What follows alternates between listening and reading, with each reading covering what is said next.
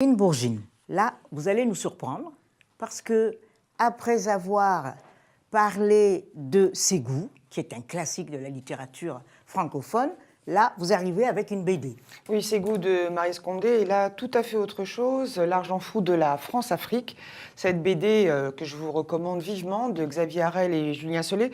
Il faut savoir, Marie-Roger, qu'à l'origine, il y a d'abord une enquête en 2011 qui a été publiée, le scandale des biens mal acquis, sur des milliards volés de la France-Afrique, menée par Thomas Hoffnung et justement Xavier Harel, publié aux éditions La Découverte. Et puis en 2015, cette même enquête, publiée par la revue Dessinée, a débouché sur cette BD, soutenue par le Comité contre la faim et pour le développement Terre solidaire, et publiée chez Glénat, qui est un grand éditeur de la bande dessinée.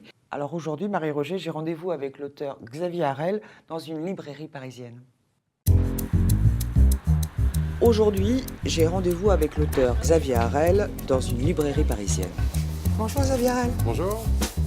L'argent fou de la France-Afrique, c'est une histoire apparue comme un petit ruisseau qui fait une grande rivière. Le rôle de la valise des valises, c'est un symbole en soi concernant l'histoire de la France-Afrique. C'est le cœur de la France-Afrique. C'est l'argent, c'est la vénalité d'une partie de la classe politique française qui va accepter de fermer les yeux sur des élections truquées, sur des détournements, sur les pratiques de Elf pendant... Et les financements des partis politiques français, quels que soient les bords. Tout à fait. Omar Bongo avait une formule assez fantastique qui résumait bien un peu la France-Afrique. Il disait que l'Afrique sans la France, c'était une voiture sans chauffeur et que la France sans l'Afrique, c'était une voiture sans carburant. C'est vrai qu'Omar Bongo avait le sens de la formule. Cependant, les différents épisodes de l'argent fou de la France-Afrique ne relatent pas qu'une affaire judiciaire. Aujourd'hui, la jeunesse, les députés, des élus, commencent à demander des comptes à leurs représentants, à leurs dirigeants sur le patrimoine qu'ils ont accumulé.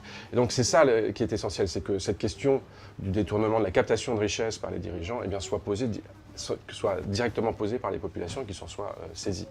Dernier rebondissement en date, l'affaire Benalla fait aussi reparler de l'argent fou de la France-Afrique, qui par ailleurs est toujours en cours. Mais alors, après toutes ces publications, pourquoi encore une BD ? Vous savez, Marie-Roger, on dit toujours qu'un bon dessin vaut mieux qu'un long discours. Alors là, en l'occurrence, on est servi parce qu'on peut se permettre, par exemple, de voir le président Chirac, les pieds sur un bureau, en train de boire un verre et des liasses de billets à côté de lui. Vous voyez, une BD, ça permet ce genre de raccourci, et c'est là où ça devient vraiment intéressant. Il faut dire aussi que Julien Solé, le dessinateur, est un membre de Fluide Glacial, qui est une revue de bande dessinée très très connue et reconnue.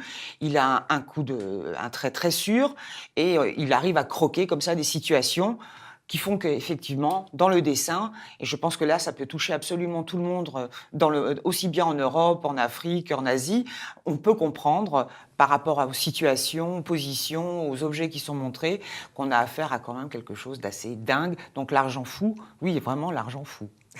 Merci. Merci Caroline, merci. Voilà, c'est la fin de cette édition de Africa International. Toujours fidèle à sa devise, lorsqu'on partage un bien matériel, on le divise. Lorsqu'on partage un bien immatériel, on le multiplie.